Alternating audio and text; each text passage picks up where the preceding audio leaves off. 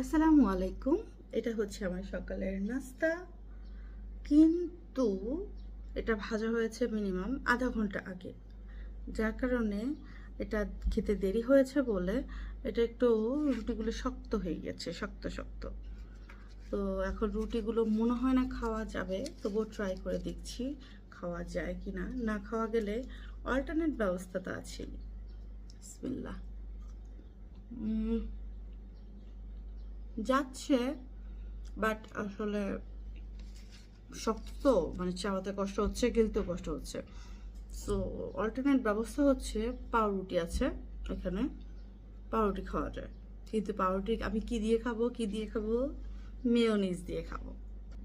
চলে এসেছি পাউরুটি মেয়োনিজ দিয়ে নিয়ে। এখন ডিমটা কাটবো আর পাউরুটির মধ্যে দিয়ে ব্যাস।